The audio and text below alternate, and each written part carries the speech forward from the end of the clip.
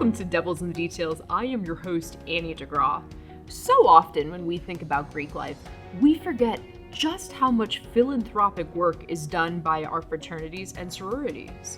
Here at ASU, the Fiji chapter recently raised over $63,000 in the Shave to Save event for the TGen Research Center here in Arizona.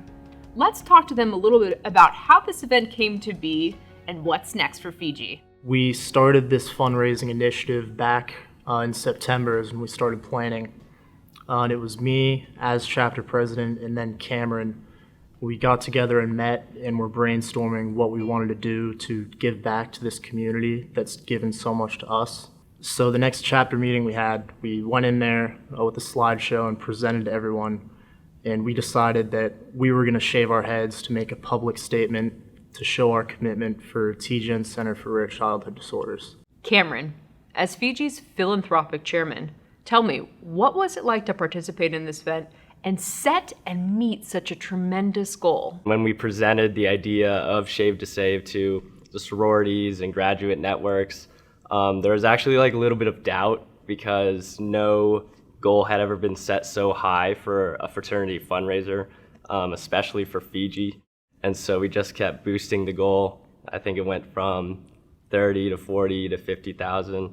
And then, hitting to 65 is just so much more than I could have ever imagined for the fundraiser. Too often when we are talking about Greek life, we forget just how much good and how much philanthropic effort happens on behalf of sororities and fraternities. Can you tell me a little bit about how Fiji has been involved in the community and why? Beyond the money, this fundraiser really just showed the impact that fraternities and sororities can have on their local and even national communities. And I think that the support that we received from the ASU community, our graduate network, the sororities involved, I think it just shows that when people see something that other people care about and have a mission towards something greater than themselves, I think it's all the more impactful, and they're willing to help you a lot more. I know this was not the last event that Fiji has coming. In fact, you have another one coming up in April. Can you tell us a little bit about your next fundraising effort and who it's going to support? We're coming back and excited to start a new one for the semester of spring 2022. And this time we're going to be supporting the Aspiring Youth Academy. And they're a more recent nonprofit that started in 2014. And their mission is to long-term end poverty in Arizona. And able to do this, they're doing it one step at a time by funding programs for underprivileged children to learn the social skills and confidence and leadership skills necessary for them to eventually become entrepreneurs. Neither you or Taylor are originally from Arizona, but you've both told us how important it is to support the community that's given you so much. Tell me, why is it important for Greek life to give back to the communities that they live and exist in? In a school of 60,000 plus students, it's easy to just feel like a number. But from joining a fraternity my freshman year, it greatly enhanced my college experience in so many ways.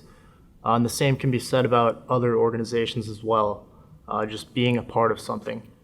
And the benefits that it's provided for me, and I think Cam could say the same, make it so we kind of feel obligated in a sense to give back to this community that has given so much to us. Being a part of a fraternity, joining right when I got here, it just really gave me a home and some organization to call my own, right?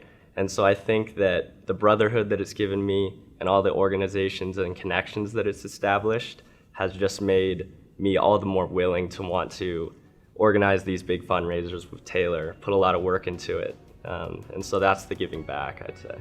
What an amazing philanthropic undertaking by a fantastic group of young people here at ASU. That's it for today's Devils in the Details. Until next time, take care.